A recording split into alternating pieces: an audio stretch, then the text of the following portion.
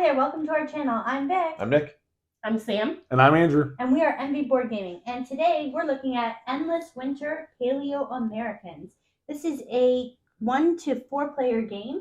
It is designed by Stan Kordonski and is published by Fantasia Games.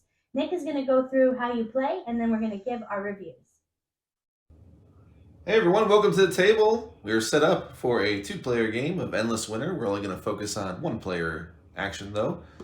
This game's all set up. We have the deluxe version, so you may see things that aren't in your retail version. So let's go through how the game plays. Let's go through all the phases and see how it works. Okay, so I'm not going to go through the setup necessarily. It's already set up for us. I am going to go through the overview first. So the action phase. So there's 3 things that you're going to do in a round, and there's 4 rounds. The rounds are tracked up here, the 4 rounds, and there are 3 phases in each round. The first phase is going to be the action phase, where a bulk of the action will take place. You're going to assign workers to do actions here in these spots or on your board to rest, and you will play cards as well as to boost those actions. After that, the next phase we have is the eclipse phase, where you're going to do eclipse actions. They can be on your cards. Typically they're on your cards, and there are different things on the board that trigger that have a symbol on them to remind you that we're triggering eclipse phases. And next we have the preparation, which just sets up the next round. Turn order is established and so forth. So let's go through the action phase. In the action phase, you're going to be able to play culture cards. You can tell culture cards because they have a symbol at the top left. That's the first thing you do, is you have an option to play culture cards. Right there, there's a symbol of a fur right there. That just means it's a stage 1 fur. There are stage 2 furs, but they're not available to us just yet. So these are the stage 1s. If you have those in your hand and you would like to play them, you can before your actions. So go ahead and do that, and it will trigger off whatever the action says. After that, you can place a figure on the board. Decide if you want to place your tribe leader. Your tribe leader has a special ability. You'll get a card at the beginning of the game that tells you what your tribe leader does special. I'll grab one right here. This chief, for instance, will let you transfer food to tools. If you flip it, it's double-sided. You can do this way too. You can do tools to 3 food. You get this at the beginning of the game. It decides what your chief does. If you would like to use your chief now, you can activate that ability. If not, you have 2 other workers you can put out. You just assign them to one of the 5 spots as long as you're not using an expansion. We're just covering the base game. You have these 4 spots on the board, and you have 1 rest on your player board. So let's go through these actions. We have just the basic concept here. The top action, you can do as many times as you can afford. This action is tanned out. You can do this once. And then if you're the first one that has done this action here, you can come down here and do this. If somebody is already there, you cannot do this last action. You just get to do the top. That goes across the board here. Rest action we'll go over after all these 4 main actions. So let's go here. This is where you have a deck build. This is where you're going to build your deck of cards. You're going to spend tool and action points to get these tribesmen and women into your hand. That means they're into your hand. If it would look like this, it'd be into your discard. So you're going to take these, not equal, into your hand, as long as how many ever you spent, how many you can afford. If you can afford all 4, go for it. Action points are on your cards, and they're also on your player boards. You can spend food for action points, and it has the symbols of that on your player board so you can remember. So you can play cards. So when we start, we have 5 cards, and you can see they have action points on them. You can spend those action points. Some of them have abilities as well, and some of them even have eclipse abilities if you'd like to use them in the eclipse phase if you save them. But if you did not save them, you could not use them. Some of them have boosts to actions once you go. You can see the symbols are here. So right now, this one isn't a boost if I played that card because it's not the symbol. The symbol, I don't have that symbol. I should mention at the beginning of the game, we started with certain resources and certain things. So if you notice, I started with 2 tools, 2 food, and I have an extra tent out. Normally, I only have 1 tent, but now you can see purple has 2 tents. I also started with that card that I just showed you. That isn't a normal card that you start with. You have to acquire it. You can see there it is right there. I started with that one. You can see also the symbol on the board to remind you which one that correlates with. And I started with an animal. You can see that, the stag moose. And that has a symbol down at the bottom left to remind you which one that is. Those are things I started with. So again, action points, I can spend these as action points here, and I can spend tools. So if I want to spend my 2 tools and 2 action points, I can acquire any 2 cards as long as they're not equal. Then I can spend foods to acquire more of these tribes people, but they go into my discard, not my hand. And then I can have a burial. A burial just it thins out my deck, so maybe I don't want these basic cards as much, but I can spend them in this phase, and then just bury them. They go into my burial, they go under this card. I will not see them again for the rest of the game. Boom. Thins out your deck. And lastly, if I'm the first one here, I can move up these tracks. These tracks give you different ways to get victory points, including how good you did with the burials, how many people you have buried, and how good you have done with the resources, how many resources you have. They give you better ratios the higher you go up. So you can go up those and do another burial. Here is where you can get these culture cards. You see you can spend 3 action points. And you can also put down these stones in the first era. So the first era being rounds 1 and 2. In the first era, you're going to be able to take any of these 4 as long as you spend the resources, and that's pre-printed on your board. So you start left to right. You can see that the first one that you put out is going to cost a tool and a food, and it will give you a burial, as well as taking one of these. Later in the game, in the 3rd round, I can take one of those instead. And then this one is just food and a tool. Over here, I can place down a camp for a tool. Get my hand out of the way. I can place down a camp for a tool. I can use action points to move those camps. And those tents, camps, I think they call them camps. And then lastly, if I have 3 camps that are adjacent to each other, I can put a village down. I have to spend 3 food, have 3 camps adjacent. I can put a village down for that. And here I can put a village down, camp, and move one. Doesn't have to be the same one. So how does that work? That's over here on the left side. I can put one down. They always go to the center, as long as you're not playing the expansion, in which case there's over here, if you're playing with rivers and rafts, you have different areas over here. But we're not playing with that, so I just put one in the middle. That's where everyone's going to spawn their little tents. And then I can move them, and this is going to give you stuff at the eclipse phase for majority. If you have majority there, these camps show 1 presence, and then these, if you were able to build the villages, like let's say it was set up like that, then I would remove the tents, and I would have the village, I would have 2 presents in each. The only way to do that is to do this action right here. Spend 3 food and have 3 tents adjacent. Then all of a sudden I can build this village right there and remove them. And they go right back to my board. They limit my supply of food. You can see that blocks out that. If I have that too many tents there, it becomes harder to get food. You cannot build up your food quite as much until you have more tents out. So that's moving. There's no movement rules as far as that goes. If you have a movement, you can cross over any of these. You can cross over the glaciers. You can cross over the waterfalls. There's no movement restrictions there. And over here, the last action on the board is for the animals.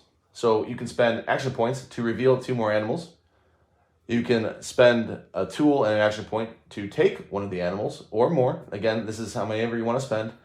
And what you can do one time, you can use one of your animals, exhaust them. And at the end, you can get off the top of the deck, you can draw another animal. Animals have abilities when you use them, and they show right here at the bottom of the card. If you were to keep them, you can see they give you victory points, and there's a ratio of how many of these types of animals you have. You'll get victory points at the end. So your last action is the rest action. It depends if you're using a module here, but you typically would. This would be an easy one. They have these tokens right here. So drop in my megaliths. You have these tokens right here that give you a ability that you can trigger. In that case, it would be to take one of these culture cards. Then I would draw a card. I would use an animal. And at the eclipse phase, I would have 1.5 points to determine turn order. We haven't gone over eclipse phase much yet, but that's what that would do. So those are your basic actions you can choose from. In the eclipse phase, you're going to reveal cards that you left over if you would like to spend them for labor points. You can go ahead and reveal that. So in this case, I would have 2.5 labor points, unless I took a rest, which gave me another 1.5. So I'd have 4 labor points. Whoever has the most labor points is going to move ahead on turn order, which you can see helps in order to pick a bonus at the right. If you're at the very top of the turn order, you can take any bonus you would like. But you will establish turn order for next round by virtue of who has the most labor on the top left of your cards that you left over. And you're also going to resolve abilities here. Keep that in mind. If you kept this and wanted to use them for that, you'll be able to trigger off the ability right here where it says Eclipse. You didn't use it for this ability, you're using it for the Eclipse ability. All right, and after that, you're going to have these terrain tiles. If you have some appearance on these and you have the most, you're unopposed even, or just have the most, or even tied with another player. Not at 0, obviously, but tied at 1 or 2. You'll be able to get the bonuses shown in here, 2 victory points and a tool. So you'll resolve all these, the players will resolve that, and take whatever bonuses they've earned by the area control on this board. You're also going to take any bonuses on your board for eclipses. Some of these stones here are going to give you victory points. So every time the eclipse happens, for all the villages they have on a particular terrain in this case, you will have 2 victory points for each one. Those will trigger if they're on your board. Also, if you have villages out there, you're going to see that you're going to draw a card for each village that you have out there. And if you have megaliths or monoliths out there, you're going to take bonuses that are revealed, in this case a tool. That's the eclipse phase. So let's go over an action we didn't talk about at all. For the monoliths over here, you have these on your board. When you do the actions that show that you can do that, let's see if we have any. And this shouldn't be out here. This is an expansion, so this shouldn't even be out here. We're not playing with that expansion. So let's see if we have one. There we go. Just caught my eye when I was looking for a megalith action, or monolith. I keep saying the wrong thing. Monolith. Let me look for a monolith action here. It has that symbol that you can see right here. So whenever you see that symbol, I don't have one on hand, I don't think. Let me see if there's any in the first. Here's one. Whenever you see that symbol, you can go ahead and place from left to right one of your monoliths from your board to this board. You have to start at one of these, obviously, to get going. But from then on, you can play adjacent, or you can build out another one here. When you do that, you're going to get instant rewards. You can see the farther out you span, typically the better. And it just gives you instant rewards. Another cool thing you can do is if you have 4 adjacent, you can place on top. So let's say the board looked like this. I could then, on my next turn, when I have that ability to do that, I can stack right there and get points. Now, the way I get points is it will depend who I covered. Well, I covered 2 neutral, and I covered 2 of my own. I get 2 points for every coverage of my own, and 1 point for any other colors, including opponents. Opponents will, however, get points if I've covered that. They'll get 1 point for each. I will get 2 points here, 2 points here, 1 point here, 1 point here, and I'll take 6 victory points if I decide to do that. But I do not get any resources or other things like that. That about covers what that does there. And again, obviously, the more you put out there, also you're going to get bonuses in the eclipse phase because you've spent more of these monoliths out there. Now, the last phase is the preparation phase. In the preparation phase, you're going to advance the round markers. So you have 4 rounds. So there'll be an elephant there, I believe, and it moves over to the next round. You're going to refill the hunting grounds over here. So you'll take out whatever's there, refill it back to the player count +1. You're going to return all your figures, all your workers that were out here or on the rest action, go back to you for the next round. And you're going to also look and refill these. If it's still the round 1 that's ending, you're going to refill it with the same. If it's going into round 3, you have brand new ones right there. So you'll refill it with the level 2s out there. Each player is going to draw 5 cards from their deck into their hand and add into them the cards they already have. So there's no limit to the number of cards you can have. It's just you draw 5 at this phase. And then you just proceed to the next action phase. You're going to play, and then you're going to tally up all your scores after 4 rounds and see who has won. All right, there you have it. That's how you play Endless Winter. This was a most anticipated game for me, number 1, when we did our list for most anticipated games. I was definitely loving the art. I love the look of it. I love the fact that everyone was comparing it to Dune and Lost Ruins, 2 games I love. Mm-hmm. So for me, I was super happy to get this game. It's been delayed for at least a year, so I was really happy. I got a better version. I don't know how you feel about when you got yours versus what you played with mine. Is it really worth it? What do you think about initial impressions? Initial impressions, production is great. Whether you went all in with the play mats and the acrylic stuff, or you just went with I got the expansions and everything. The only thing I didn't get were those acrylic pieces and the play mats. So I thought, it's nice, but I don't know if it's necessarily needed. Right? Is that what you're asking about? Like the play mats seeing thing? how Right? everyone felt, Sam and Vic, how Right. they felt about that too, how they felt if it felt like it was worth it or not, going an extra, giving the extra pledge. Right. Knowing the additional cost, I would say for me, no, because I like being able to spatially put things where I need them to be to fit on the table. Whereas with the play mats, I feel like it kind of locks you in to a certain space. Shape, yeah. Yeah, Mhm. shape, yeah. How do you two feel? Which version would you rather? I mean, you haven't played the Mhm. the retail version. I didn't. What I about saw you, it in Sam? the box when we were unboxing it, but to me, I just like the acrylic pieces. I like the chunky little bits and like the little the heads The molds? on the Mhm. favor track. That is pretty cool. I liked that. But you know what? If you hadn't backed it, Yeah, I'm not sure what the cost difference was. Do you remember? Yeah. I can't remember. I think the mat was like a good $35, $40 more, I think. And then I'm not sure what the acrylic upgrades Okay. were. Sam, what do you think? Having played both, we have not. Yeah, I mean, I played both. I think I do like the pieces. I agree with you on that. I think Mhm. the acrylic pieces are cool, but the mat, I don't think it was really needed. Okay. Mm-hmm. Okay. Yeah. So unboxing the game, you think high quality? You mean the art pops? This might be my favorite art of the Miko, Mhm. which is saying a lot. And this one really, and it has a white to it and it still pops. It's still really nice and clean look. Right. I'm really impressed with the art, and I always am, and the presentation and everything. Really, I was Mhm. impressed with the whole unboxing that I did. Right. And the box has that frost on it. So Mhm. it like just feels that little rough winter kind of thing on it. So I like Mhm. that added little texture that it brings to the game. Gotcha. Mhm. yeah, for a white Ice Age type of game for that theme, it certainly could have easily just been all white or a very boring look. And I think it has a nice look. Art, Yeah. all Yeah. over. Mhm. Right. It's Yeah, nice. the art's really cool. I like the insert. The insert was really nice as well. It does Mhm. help with setup and tear down. It is a big game, obviously. Yeah. So.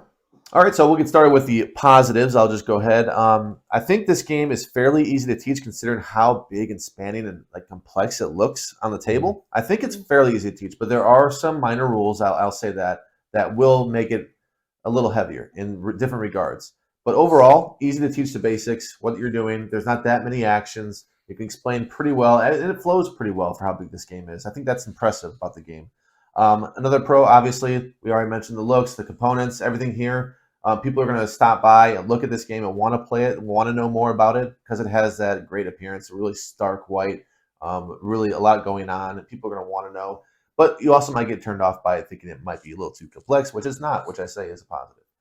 Well designed. I think this game's well balanced. I think there's a lot of things you can do and a lot of different ways to win this game, which really speaks to just a really in-depth design. A lot of time put in this game. You can tell a lot of time designing this game and testing this game, seeing what is overpowered and what's not.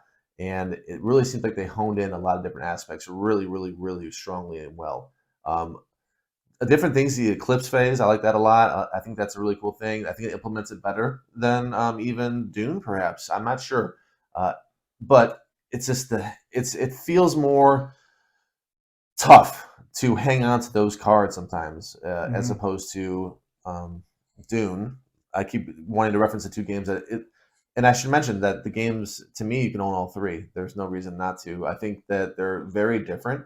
I'm just comparing it because it has the worker placement and the deck build type thing going on. So I tend to revert back and say, hey, what's this one doing better? What's this one doing worse? This one does a lot of things better in different ways. And I think that the worker placement shines better in this one than, let's say, Lost Ruins, where the deck build maybe shines better. Mm-hmm. So I think you can own all three. So yeah, those are some of my positives. What do you got, Vic?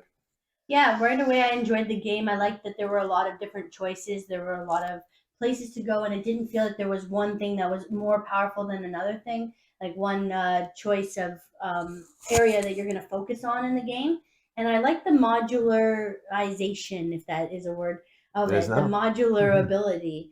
The fact that you're adding on as you see fit the parts that you want to play with, and then maybe excluding others. There were a couple that I thought maybe, I think others that have reviewed this game have said this, but that they could have just thrown that in with the game because they're so small that they're not, that it wasn't really necessary to make it as an optional expansion.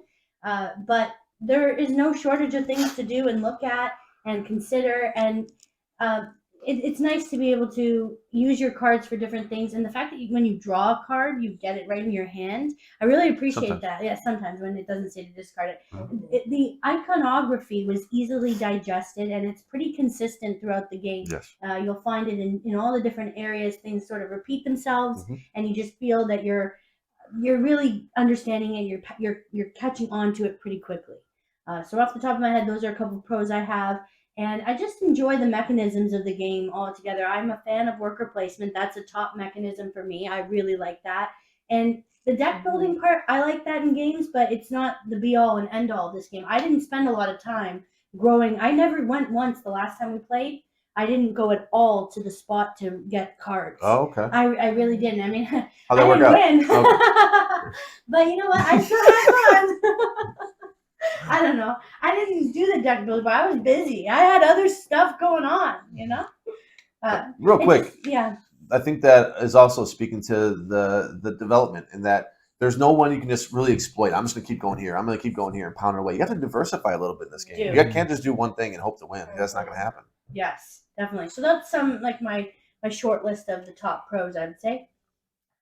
I would say I do love worker placement too. So the fact that that was a mechanism in the game, I really liked. I liked that you could get points in a bunch of different areas.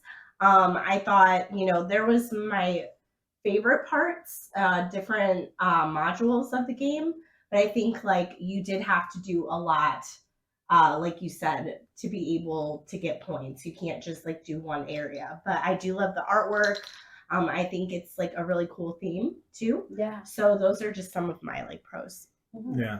So for me, I know it will get compared a lot to Dune and to Lost Ruins of Arnak, but like you were saying, I don't think you can own all three, and I think this is a very different. Like, yes, it has worker placement and deck building, but this has so many more. I feel like there's like 20 different mechanics, and it didn't feel like things were just like tacked on. Mhm. I felt like everything. Yes, there's a lot to manage. There's a lot to keep track of, but it flowed very seamlessly and it worked. I don't think it was just like, oh, hey, let's throw in set collection. Oh, let's throw in all these multi-purpose cards and stuff, and it was just thrown in there. It didn't feel that way, so I like that.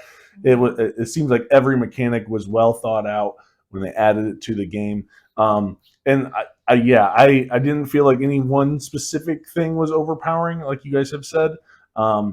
It was overall very concise, very streamlined. It felt like to me.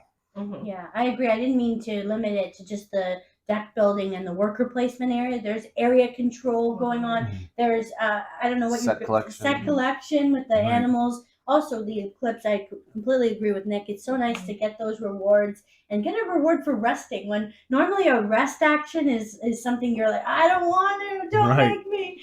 I hate that I have to rest. No, and this one it could be very rewarding, especially with the Right.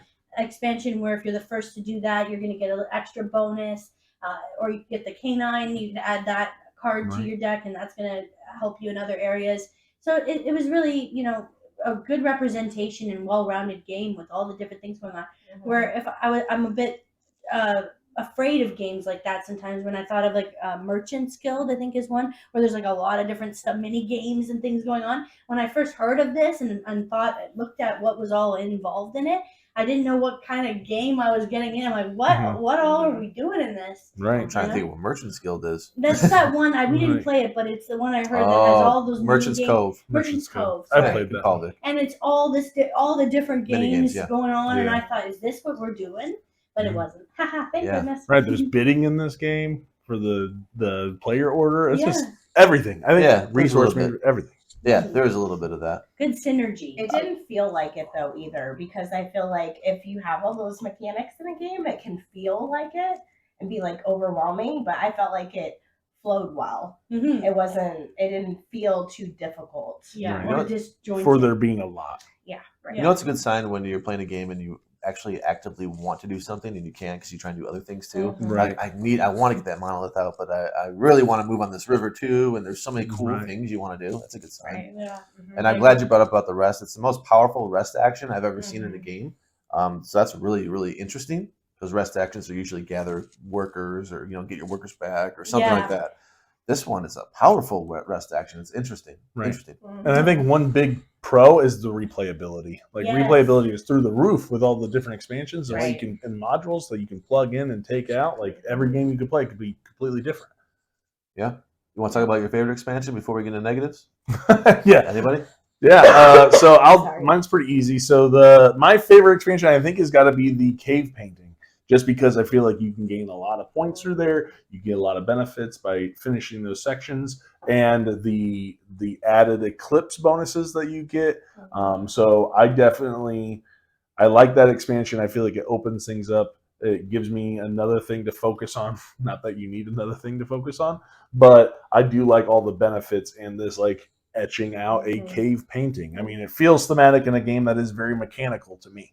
So I do like the cave painting one the most. That's my favorite expansion. I really like the canines added in. The module. Yeah, small. For the module. Mhm. But for also the I can't think There of was it. the rivers and rafts, Mm-hmm. The rivers and rafts, I think. was Cave, cool. okay. I liked that. Yeah, I like that part. and then ancestors. What did that? Because I threw that in right away. That just added more cards. I'm trying to think what else and more animals.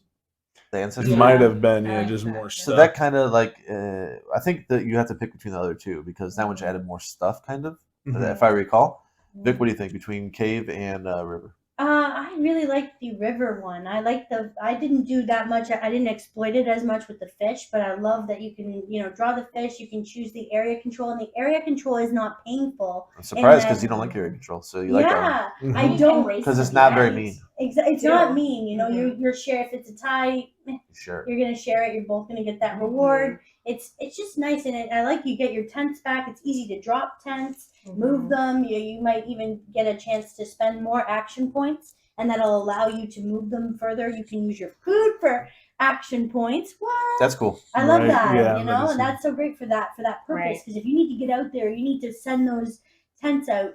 It's Mhm. great to be able to have that option and then make that little village when you drop one of those. It's Right. fun too. I don't know. Yeah, I've done games where I focused a lot on the river, and then in the next game I would focus a lot on the cave paintings. I think the way I'm going to judge it is which one I have more fun doing. Maybe not which one scores more or whatever. I have more fun with the area control on the rivers. I just Mhm. I don't know. There's something rewarding about spreading out those tents and Yeah. then building the village and getting those rewards.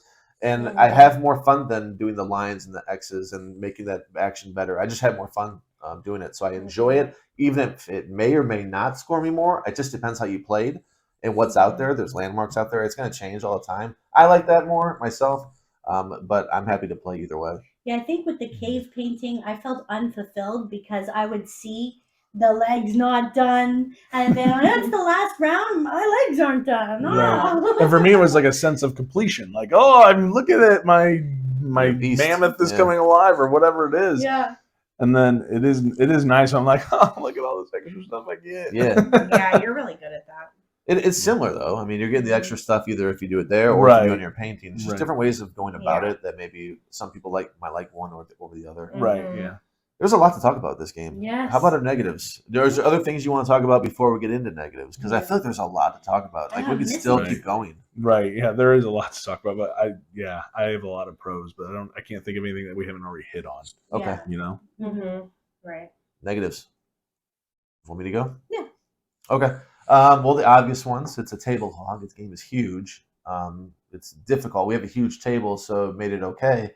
But this game's huge. It's a setup issue. It's a bear to set up. It's a bear to take down. Mhm. These are the obvious things that you're going to see when you open the box. Like this is going to be a lot to organize. You're not going to be able to jump right in the game. You know, you have to Right. wait a while, set it up before people come over, which is what we did. I had to set up last night so we can play it today. And yeah, it's an issue that you have to go into it if you're somebody that doesn't like that, is really opposed to it. And there are a lot of people that are opposed to big setups. They don't have a lot of time in the night. This game takes a lot of time at 4 players, a lot of time. Oh, Mhm. yeah. That's a problem. You got to know that. If you're a 2-player only, perfect. This game is great. This game is great at 2. I hear it's great, probably a sweet spot, maybe even at 3. But if you're looking for 4 players, I don't recommend it. It's just a bit too much. You can play other games and get more rewarding. That takes too long to get back to your turns. Even last time I was on call and I was doing work in here, and it was still not my turn after like it felt like almost half hour, and I came back and I can do my action and go back to what I was doing. It takes me out of the game doing that. Obviously, I haven't critiqued it at all from that play. I've played it multiple times, and I played it more than once at 4 even. But it just speaks to the fact that it takes a while to get to your turn. People have longer actions, and I'm not saying that somebody plays long. It's just the game plays long. It Yeah. can. It has long turns. We were pretty quick on our turns the last time we played. All 4 of us played, and we were pretty. Nobody was taking back stuff and oh wait, oh no, undo. Like it really didn't happen like that. And it's People still were focused. I was ready. Bam! I did my best to not hold anyone up, and I still felt like this is dragging. I was watching the clock. Like man, Right. Yeah. how? And we did play with everything too. Yeah. Like, Yeah. we did play with every expansion. and which Yeah. I wouldn't Yeah. probably recommend. I would say pick things. Yeah. I wouldn't say just throw the whole sink out there. I would Right. say pick something if you're going to do this. Don't just throw all the expansions, all the modules. Pick something that you want to explore, something different than you did last time, and go with that. Did you find that having all the expansions allowed for higher scores, or did that Perhaps. not have the impact? Perhaps it Okay. does. I don't know. I don't know. I didn't know if there was a relationship where you're going to get more points that way, or Yeah, Hmm. I don't know. I had another negative. It's escaping me, so I'll come back to me. yeah. Well, for me, it was the biggest thing was the time. I felt like we were all Mhm. losing interest the first time we played at 4 players. Everyone was just trying to get to their turn, and then that's done so fast when you're following all the steps down, and you're like, oh, Yeah. I'm that's done. it. And then if you're out Right. of cards too, and you have to do, and there's ways to get cards and stuff, but then it just seems like it did take a long time. Then you have to introduce the eclipse phase. You're going Mhm. through the order of operations on when resolving the eclipse, and you would, if something doesn't apply to you, you're like, oh, hey, did you guys get my thing? Because I have to be scoring for this, and did we already do the animal card phase? And I don't know. It just felt like you were just things were dragging on. So that's really the main thing I could say, and I really do enjoy though playing it at 2. But if I had to Mhm. find a con, it's the time it takes to put it away, despite the fact that there's game trays, really good game trays and individual trays with the upgraded components. Did they have that for you, Andrew? Did you have Yeah. the individual game trays with the? Yep. So everything except for the playmats and the acrylic, Okay. which are really nice. Yeah. Yeah. So that's my share of cons, really. Now I have a question. So when we're talking about like time, because I understand it did take a long time at 4. Do you think most of the time came with those eclipse phases because you literally had to go through like 7 different things and be like, okay, I get this, you get Yeah. this, or was it more the turns? You Both. think? Both. Yeah. I felt both. I felt when I did my turns, they're super quick, but then I felt like it didn't come back to me, and I couldn't see what was going on, but it didn't come back to me for quite a long time. And I would come back and do my turn, which was quick again. So I didn't see everything that was happening in between. But I was going to say, as a negative, the eclipse does take long, noticeably. There's a Right. lot of things to check down the list. It's mechanical. Yeah. Right. And there is a whole way that you're supposed It's to. still resolve fun. it. Yeah, it's still fun. Right. It's still Right. cool. It's time consuming. I was just curious. Okay. Yeah. Yeah. Cons for me, yeah, I think at 4 players, it is too long. And when we played it at 2 players, I was like, I feel like it is good at 2 players. Like 2 players, I really enjoy playing it. But even when we added like all of the modules, it still took a long time. Mm. So I do agree, like pick maybe like 1 or 2 that you like. And then it would be like a good amount of time. This is a game though, like you did say, the setup and the teardown. And like this is a game you set up and you leave it up Yeah. for like a week or Mhm. whatever and play it as many times as you want. Because I know that's what we did, is we just like set it up and left it there because it is like a lot to set up and tear down. So Right. and you do most of that. So we're like, we'll just leave it out. Yeah. Yeah. Yeah, because we literally played it like every day for like a week. We did when we first got it. Right. And so for me, I'm sorry, did you have any other cons? No, that was pretty much it. Okay. So for me, I think I won't hit on the exact same thing. I think one thing is that there are times when you, especially when you start off, you're going to feel a little lost because there's a lot to keep track of. You're with your little huts and your villages and your monolith and where your workers go and the cards that you have and trying to decide, do I want to do Eclipse or the abilities? There is a lot to go in it. And I think there are some little rules here and there that could be a little bit, you're gonna miss stuff. Like, don't expect to Mhm. get it perfect the first play or the second play, or maybe even, I don't know, maybe it'll take 3 plays to really fully. I'll be like, oh, okay, I messed this up before. So there are some little rules there that could maybe be a little annoying, but there is a lot to manage and you're probably going to forget about something. But that's not a huge. I think that's something that will get better as you play it more often. But I didn't want to keep beating the dead horse of, hey, this game takes really long at 4 players. Yeah. But definitely recommend it. I think at 2 would Yeah. be my favorite. Mhm. I'll throw out a little neutral point and see what you guys think about it. Mhm. Is it unfulfilling to you that the citizen cards, that there's only like 4 out there, 4 at 5 at most? Is there a little unfulfilling that we don't have more choices? I know you have more for the culture cards, Right. but the tribe cards, do you feel like that's a little unfulfilling having 4 in the game? I was going to ask actually about that. I was trying to find a way to phrase that question. I wanted to know what people thought as well, because for me, at first, I thought it was awful. I was like, oh, there's only 4 things to pick. And when I would get to draw a person, a tribes person, I would think, okay, like, I don't know. I was kind of just mindlessly drawing them. Like, that one looks cool. And then I would think, oh, maybe I'm going to do this action next. So I'm going to take this one because it goes right And in it your stays hand. there the whole game. Yeah. So it's cool that you can change them out at different games, but those Mhm. 4, that's it. That's Yeah. all. You won't see a single different one the Mhm. rest of the game. Yeah. Is that unfulfilling to you? I don't. I think if there were more choices, it would just get more bogged down. How I about think swapping that them out halfway? with a different era where like new Well, tribes people Yeah, came out? different tribes people at Era 3. I would like that. I think Yeah, that that might to be maybe cool. make them like more advanced. Like now they do, but then you'd have to change that whole thing maybe of what the actions they do, or Huh?